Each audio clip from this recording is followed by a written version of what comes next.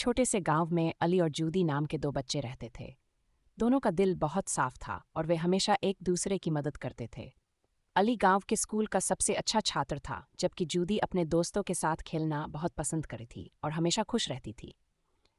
एक दिन गांव में एक बड़ी आंधी और तूफान आया। हवा बहुत तेज चली और कई पेड़ उखड़ गए। साथ ही गांव के कई घरों की छतें उड़ गई। लोग बहुत परेशान हो गए और सोचने लगे कि अब क्या होगा।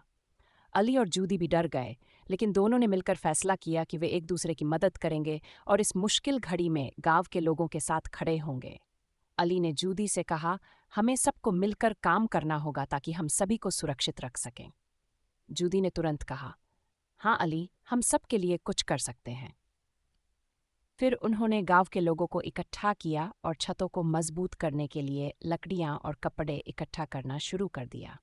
दिन भर की मेहनत के बाद गांव के लोग अली और जूदी के नेतृत्व में मिलकर समस्याओं का सामना करने में सफल हो गए। तूफान के बाद पूरे गांव ने अली और जूदी की हिम्मत और बहादुरी की सराहना की। अली और जूदी ने ये साबित कर दिया कि अगर दिल साफ हो और सहयोग का जज्बा हो तो कोई भी मुश्किल हल हो सकती है। उस दिन के बाद वे दोनों गांव के हीरो बन गए और उनकी दोस्ती और मदद का जज्बा गांव के लोगों को ये सिखाने में सफल रहा कि मुसीबत के समय एक दूसरे का साथ देना कितना जरूरी है।